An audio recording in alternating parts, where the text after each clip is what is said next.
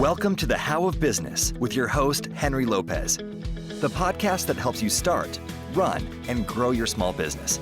And now, here is your host. Welcome to this episode of The How of Business. This is Henry Lopez, and my guest today is Kelley Thornton. Kelley, welcome to the show. Thanks for having me, Henry. Looking forward to talking to you today. Yeah, this is going to be an interesting conversation. Kelley's going to share a little bit about his journey, his entrepreneurial journey, how he got to where he is today.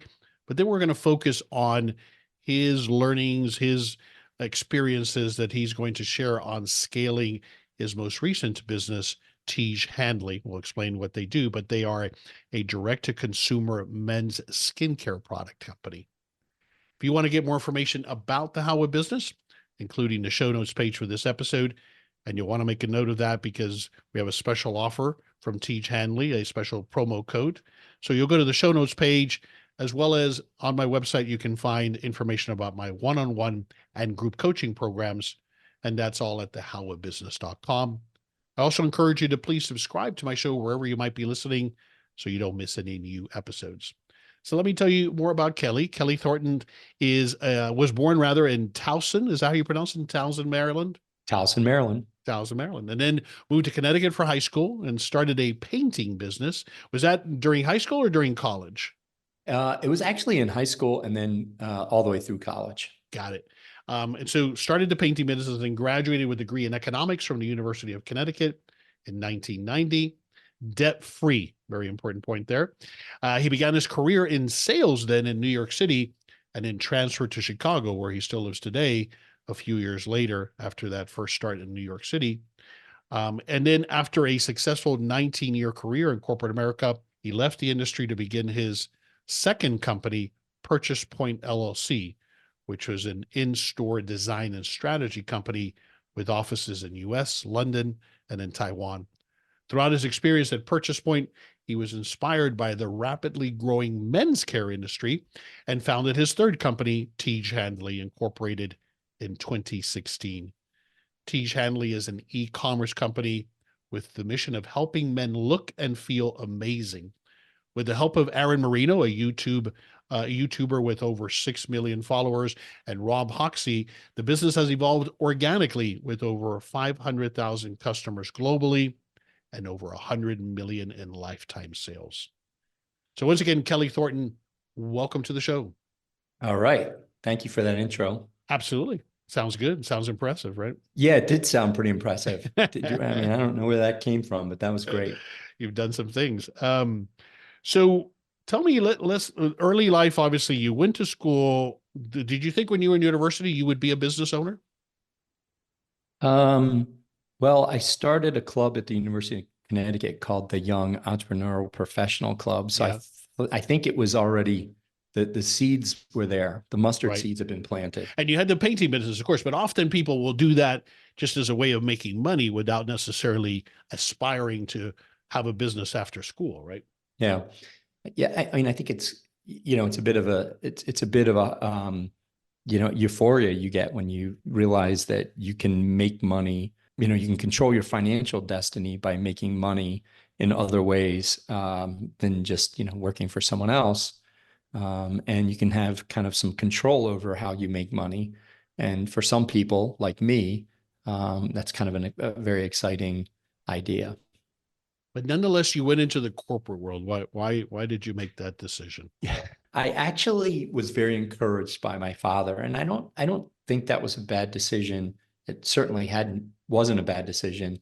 I was very much encouraged. I remember the first day I was going to work, and there's a bit of backstory. It's probably not that interesting, but I did start working right out of University of Connecticut at the company that my father worked for, and he was in a packaging, point of purchase packaging and display company in Newark, New Jersey, servicing CPG companies and companies that were buying value-added packaging in the New York metropolitan area. I remember going the first week driving with my father to work, and he said to me, I actually remember exactly where we were on Route 78, for those listeners that know Northern Jersey, heading in towards Newark International Airport and heading down the hill. And the Warren area. And I looked over at my father and said, I'm not sure if I want to do this. I think I'd rather own my own business.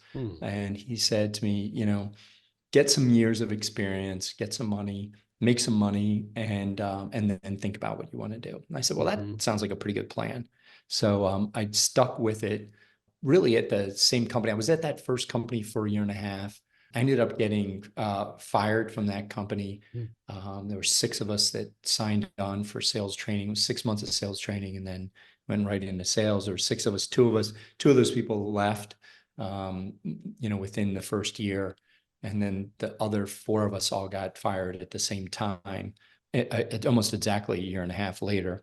And then I went with International Paper, or a company that became International Paper, $20-30 billion at the time, packaging and forestry company. And I was there for 18 years. I had a very good career with them. It took me longer than I expected to leave corporate. To leave. I was in sales as well, and one of my challenges was I was making very good money, and so it was hard to leave that, even though, I was frustrated with a lot of things. I was tired of somebody setting what my limit was, what my value was, the control, all of those things that typically motivate us as entrepreneurs. Was that part of the challenge for you, was letting go of that, predictable, or at least much more predictable income?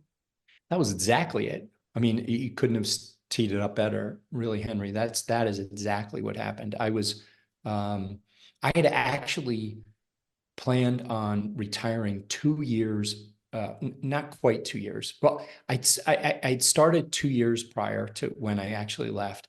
I wrote a business plan. Is that right? I played around with the business plan for months and months and months. Then I finally came to the, accept the fact that this is going to happen. I'm going to do it. I've made up my mind. And I even remember calling, just for some small things, calling the HR department, finding out kind of what was going to happen, like, with any type of pension or anything I had, and understanding, COBRA. And it took me another full year after that.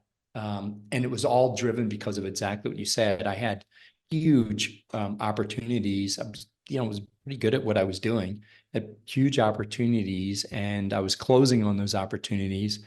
And it was taking, 6-10 months for me to be, paid out. And so it was significant, very, very significant money. As a matter of fact, I can't understate the importance of the ability to make money early on in my career to my entrepreneurial journey. Had I not made the money that I made early on, I wouldn't have been able to launch and sustain businesses through, good times and bad. But that's got to mean that you didn't adjust your lifestyle to live to that income. You put enough of it away to put you in a financial position to be able to take this step. Yeah, I mean, it's unbelievable looking back, because generally speaking, right now, I don't have a ton of net worth. I have a lot of net worth in my business. I mean, but looking at it from back 20 years ago, I had a significant amount of capital, cash in the bank. And, and I needed it for my children's education and to get through bad times. And there were some really tough times in, 10 to 12 years of being an entrepreneur. Yeah. So what was the tipping point then that led you to start that first business? It sounds like it was an accumulation of things, so it wasn't one thing, but what were, generally speaking, what were those things that were just, you had enough and you have to go do this? Yeah, I'm somewhat embarrassed to tell you this, Henry, because and you've already again teed it up, but I was really motivated by winning and success, like winning in business, success and money. So I had, I was really motivated by maximizing my earning potential. I don't think that's a bad thing. It's just, I was, it's not like I can't come to you and tell you that I wanted to remove all the plastic out of the oceans, and that's why I, left my business. But I was really motivated by money, and I got to, again, without going into a whole bunch of detail, I was in a situation where I had already kind of like decided to leave. I was in a situation where I was looking very, very closely at the P&L, the organization that I was in. I was with International Paperwood. I was in a division, and I noticed, and the reason why I was so engaged in this was because I was doing an RFP for my biggest client, and it was our biggest client within the entity, within the division I was in. It was a very, very, very substantial piece of business, tens and tens of millions of dollars. And I was looking very closely to the P&L and the P&L on my book of business, and because of that, because of the company too. Yeah. And I realized that this is a big organization. There's hundreds of people in this organization, or a couple hundred people, and up to full like 30 sales reps. And I realized at that point, which was in June of 2008 or 2009, I realized that I was single-handedly responsible for, about 65 to 70% of all the sales, and like 80 some percent of the below the line, basically EBITDA at the company. And I was actually disgusted by that. I was like, this is crazy. And what was happening while I was looking at all this, because my costs were highly inflated. And the reason why my costs were highly inflated was because I was the one with the business at the company that was keeping the lights on.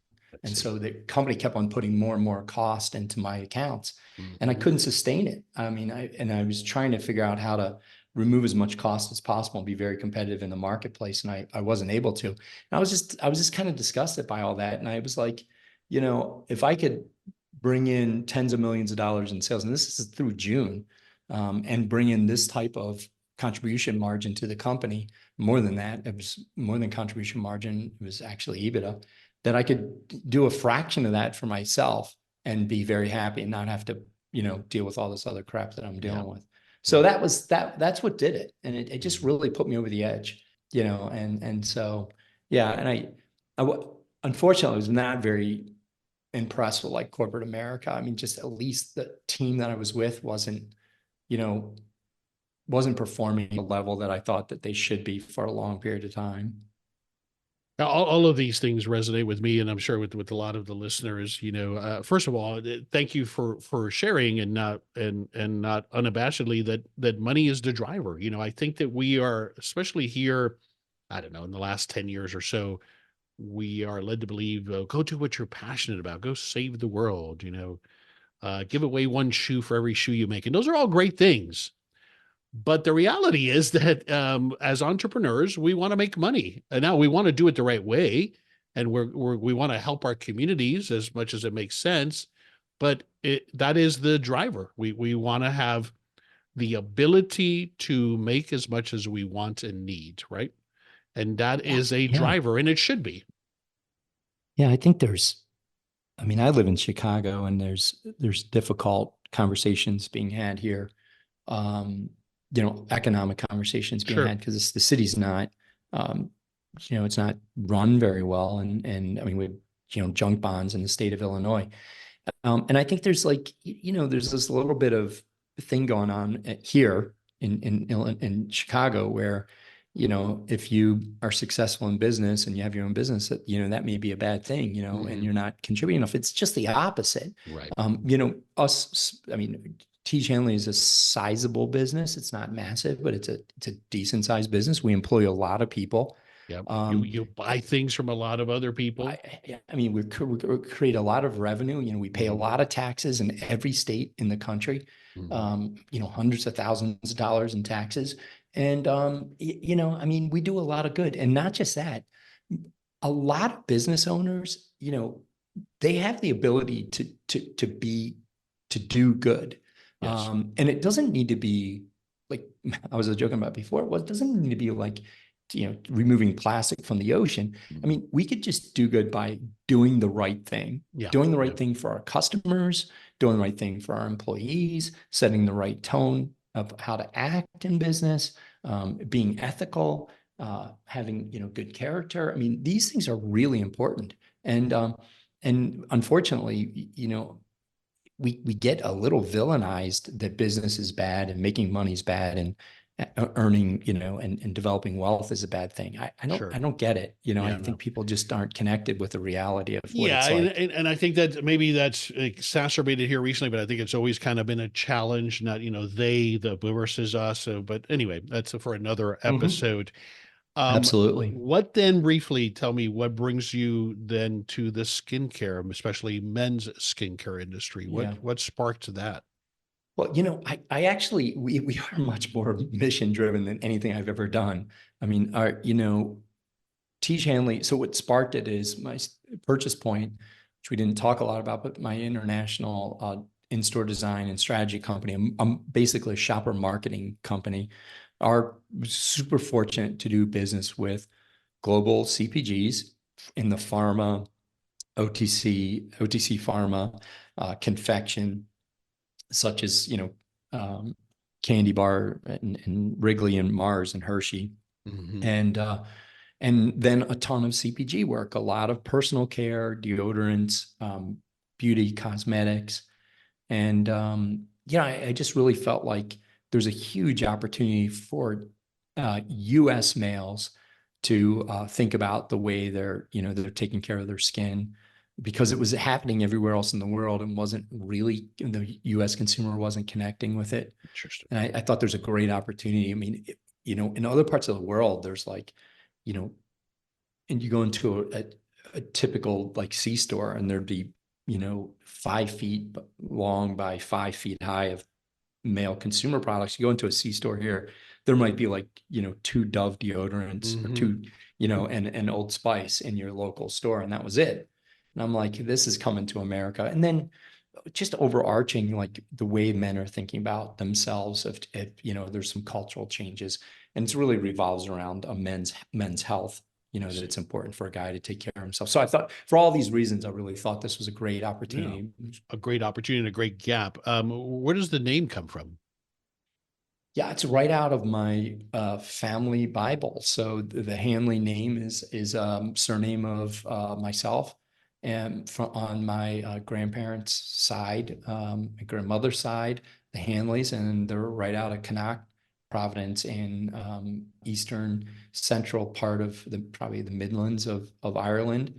And it's just random. I just like the name, and So I was both able. names, Tiege and Handley, is a family are family names. So Actually, it is it's right out of my family Bible. Like they used to pen write them into the back, 30 pages. It was like a, you know, a family tree. And the name Tiege Hanley was right there from the 1400s. it's an interesting name in that, of course, naming nowadays is difficult because all of the obvious names are taken. You got to make sure that you have a website, the URL needs to match, all of that stuff. But it's not an easy name because there's some friction there as to how you spell it. So, Yeah. uh, Yeah. did you get some pushback, especially like from your partners on that? Early on, they were they didn't like it. I mean, I was thinking, well, look, there could be a Paul Mitchell and a Vidal Sassoon and on and on and on. So there could be, a T. Shanley, the most interesting Irish man in the world. And they early on they didn't really like it. It's a 5-letter URL. Actually, I found out it's just the opposite of what we expected. So if you type in anything that's close to Tiege, you'll You'll find find us. it. Yeah. So it benefits you that way because there's nothing else it's going to be confused with. Yeah, it's not like it's like a variation of ketchup, and everybody's looking for something and misspelling it and getting, Heinz ketchup, right? It's like there's not a lot of other stuff out there like Tiege. Love it. Why did you partner? I partnered because that's an awesome question. I had never had a partner in business. I partnered because I needed a voice in the market, AKA I needed to be the ability to sell our product. I think it's right. We started off talking about our careers in sales. It's the number one thing. You have to be able to sell your product. Right. You have to have a product that people are interested in buying, and then you have to be able to sell it. And Leonard Lutter from Estee Lauder said, you can make any, great product. You can sell any product once. You have to have a great product for it to be, sold over and over again. And like having that voice to sell one product I didn't have. So I brought on Aaron Marino. He's a YouTuber. And this is from, we're going back here to 2015 when I first met him. And he had, hundreds of thousands of guys. His channel is focused on kind of the broad topic of what it means to be a man, like what to wear for a date, why you should work out, how do you work out, why, getting drunk and texting a girl is a bad idea, all of this stuff. And yeah, he's a character. Now, is he still involved in the business? He's a stakeholder in the business. Okay. He's a shareholder in the business, and he is heavily engaged. I mean, I either talk to him or, or text with him daily, but we run EOS, and he's in our weekly level 10. Got it. EOS is what you mean by EOS, right? So the Correct. Entrepreneur Operating System. Excellent. This is Henry Lopez, briefly pausing this episode to invite you to join me for one of my next live online workshops. During these interactive workshops, I cover a specific topic that will help you with starting and growing your small business. Just visit thehowofbusiness.com to learn more and to register. If you need help creating an effective business plan, for example, to start your first small business, then my next business plan workshop may be just what you need. Or perhaps you need help completing your financial projections for your new business. Well, I have a workshop for that too.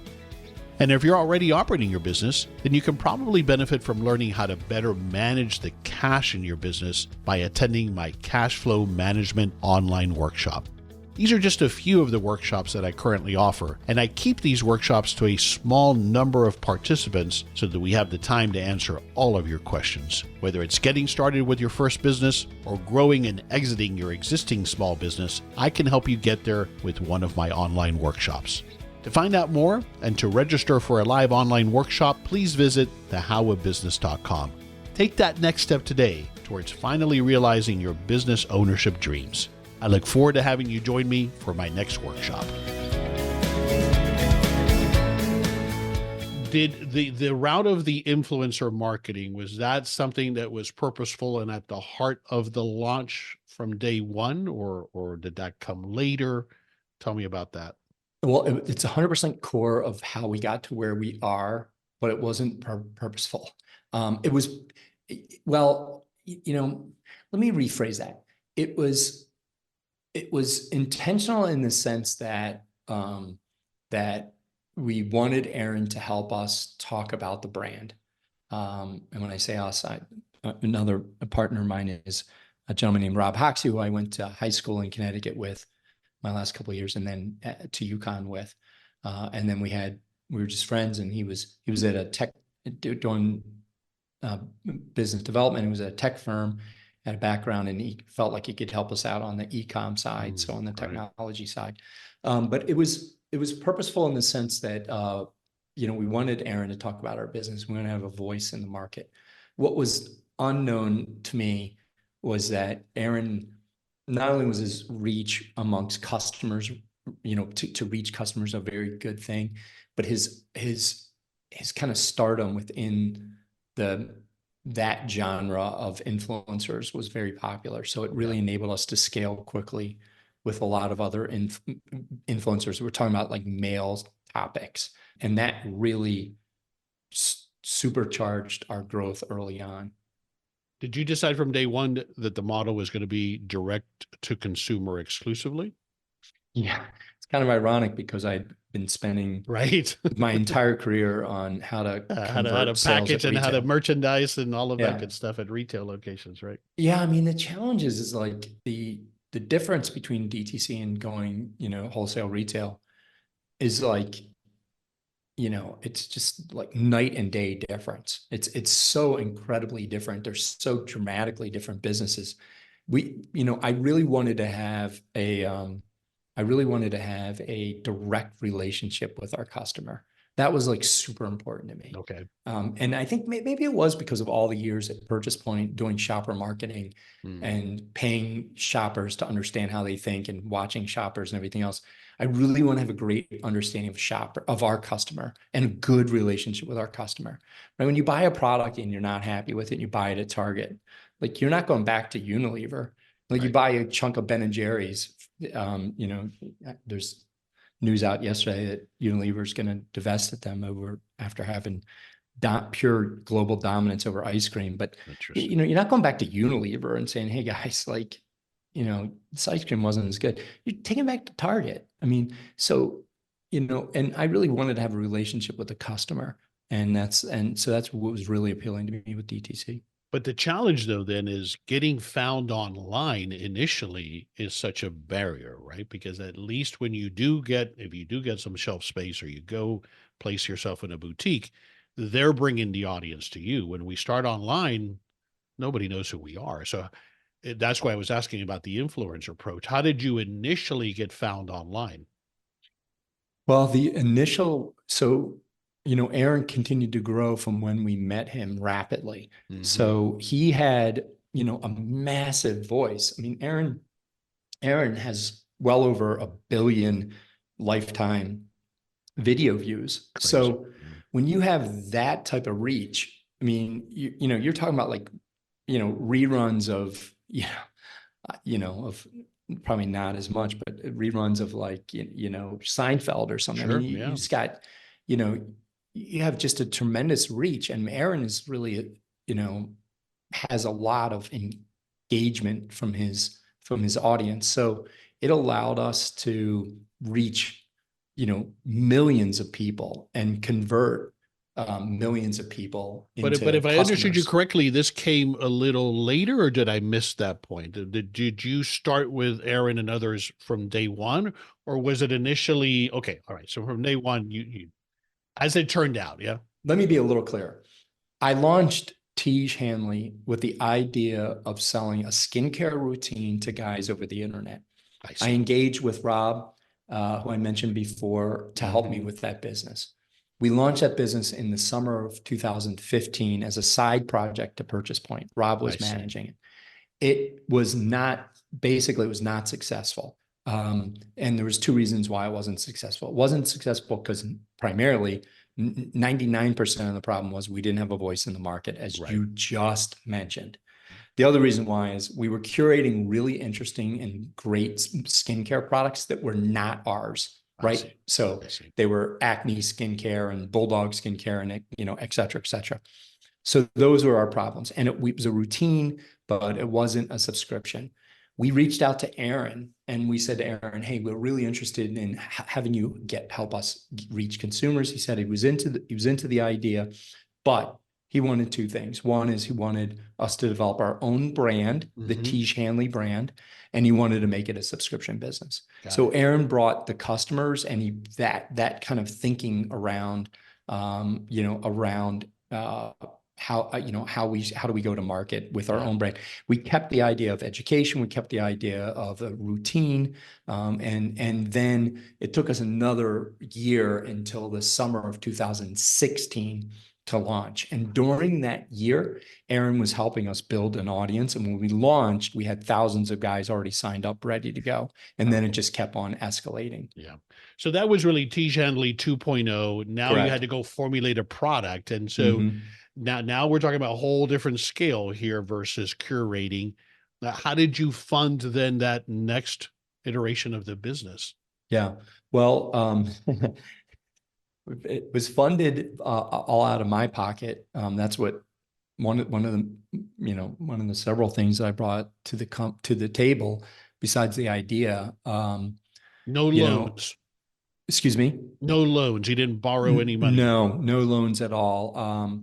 I brought capital to the table. I brought my experience in personal care and marketing and branding, running a business. And then we got super fortunate on a couple of things. And we got really lucky with Aaron.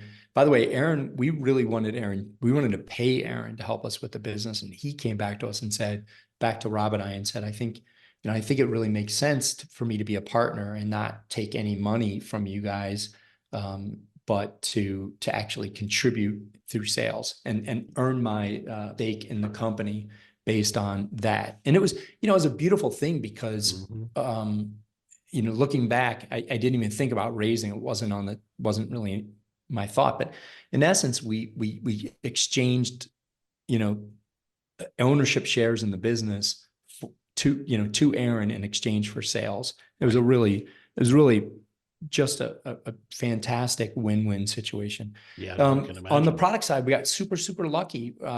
My business partner, Rob, was in Connecticut playing golf, and he happened to be playing golf with a guy he had known before who was a chemist, a cosmetic chemist, had been formulating cosmetics in New York for the best, beauty houses his entire career. Wow. So he was in for, a very small, few shares of the business to develop our formulas.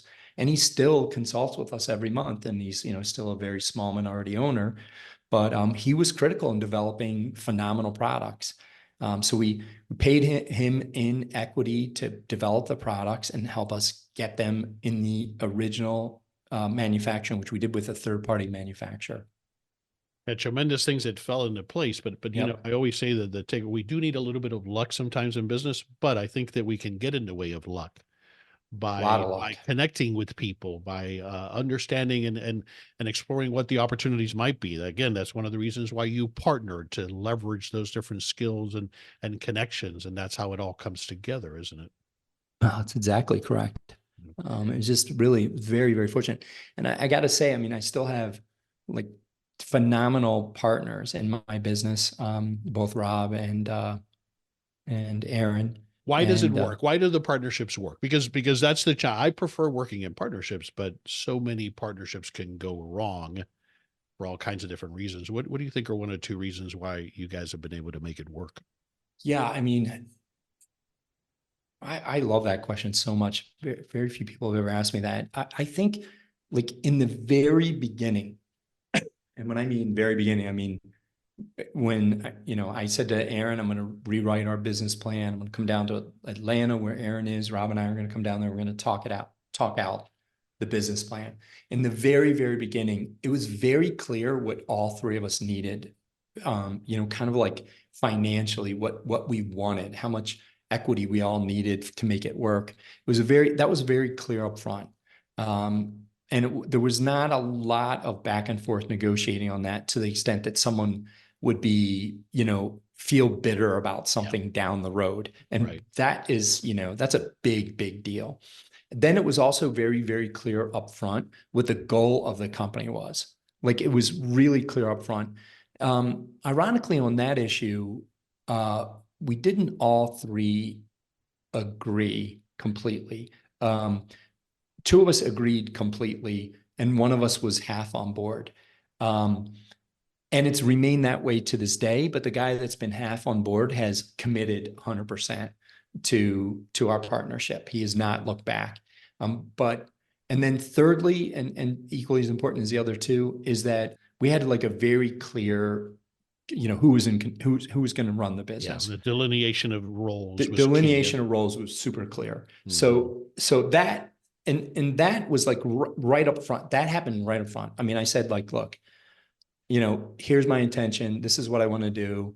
I'm going to run this business. And this is how I'm going to run it.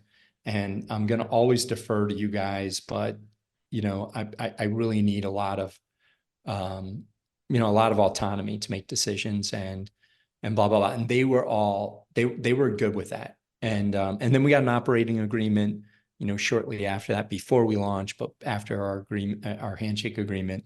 And, and then, and as soon as we got an operating agreement, we had those three things worked out. It's been for the most part, smooth sailing. Yeah, that's fantastic. Yeah, thanks for sharing that. That's really valuable. Going back for a moment to the funding, as you've grown, have you brought in any lending, any outside sources, or has it just been reinvestment?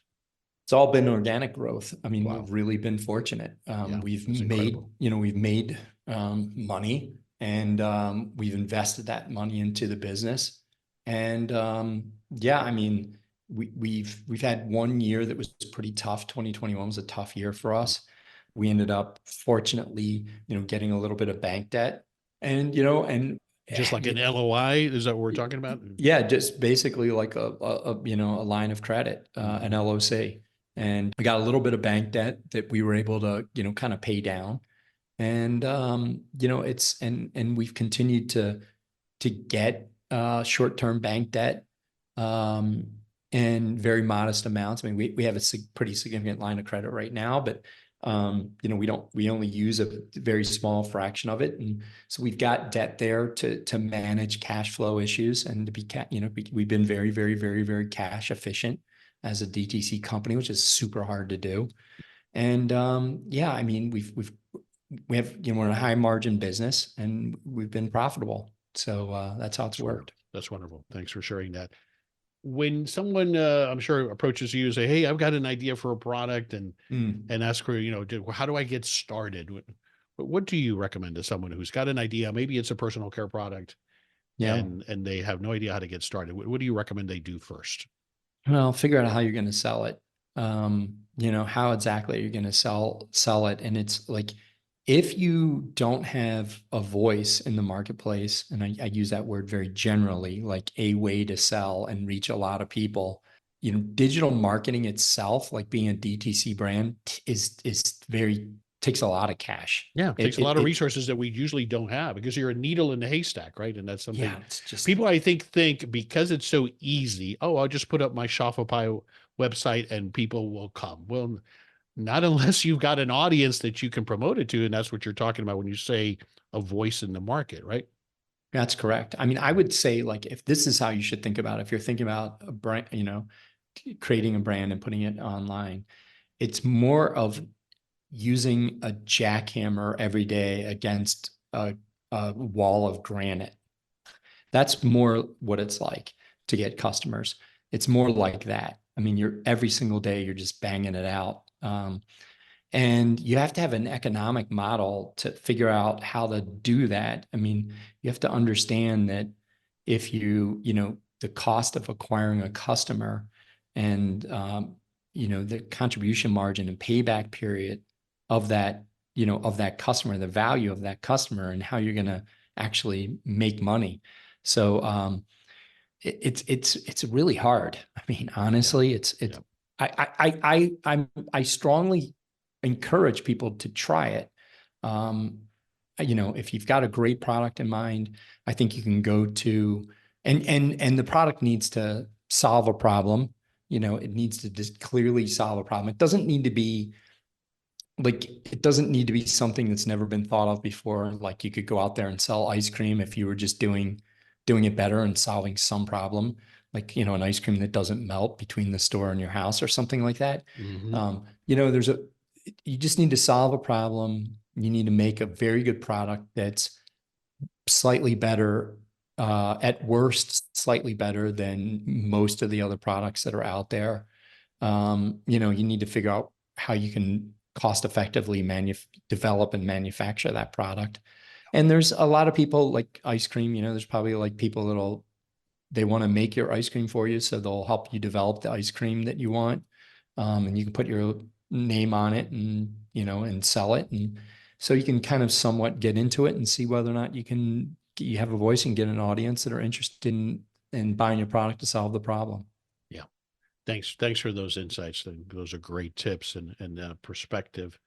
Okay, I probably should have started with this, but give us the 30-second elevator pitch on the products and the services that you do offer today. Yeah, I mean, we're experts in skincare routines. So we're really helping guys think about just the basics of taking care of their skin, which is, washing your face with something other than a bar soap or the dial soap that's sitting next to your, in a little soap dispenser next to your sink. Using just like a high quality, face wash. Obviously, I recommend Tiege Hanley, but Kiehl's makes a great face wash. There's a few others out there that are really pretty good. And then making sure you moisturize. So these are the two things. So you want to wash your face with a very high quality face wash that doesn't damage your skin. And you want to moisturize. So in the morning, you get up, you brush your teeth, you wash your face. You put in our Tiege Hanley AM moisturizer. It has SPF in it. Yeah. Doesn't matter if you live in Florida or Chicago or Toronto. It doesn't matter if it's December or June. You need to have some amount of SPF to protect your face and your skin from getting burned.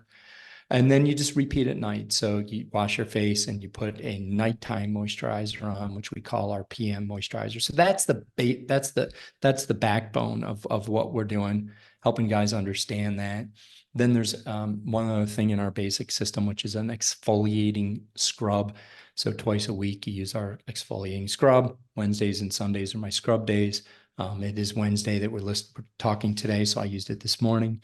And that's it. Wash your face with a high quality face wash, put a moisturizer on twice a day, morning and night, scrub a couple times a week, and you 100% will see a difference in your skin. Yeah. And then you can get into some anti-aging products like an eye cream or serum. We have clay masks and retinol sticks, and we have some tinted moisturizers. And we have hundreds of thousands of guys that are using those advanced products. And we have hundreds of thousands of guys that use our bar soaps, our deodorants, our below the belt powder, and our body washes and things of that nature. So we're really focused on the face, but we're helping guys build healthy skincare routines. And you've got a special offer discount code for our listeners. Yeah, I do. If you go to Tiege.com/the how of business, we have a 30% offer with a free gift. It is the best offer we have available. So try it if you get a chance. We'd love to get your feedback on how you like our products and our skincare routines.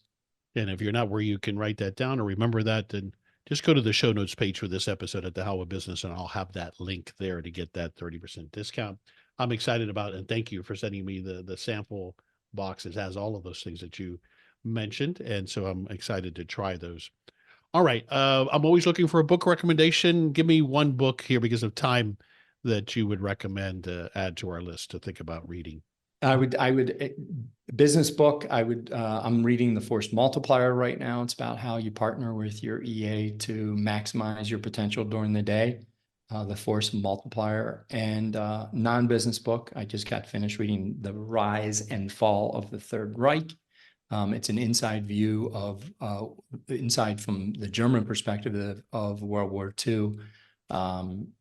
History's bound to repeat itself. I strongly encourage people to understand, the trials and tribulations of how we got into World War II and how megalomaniacs are coming to power. So The Rise and Fall of the Third Reich and Force Multiplier, awesome books.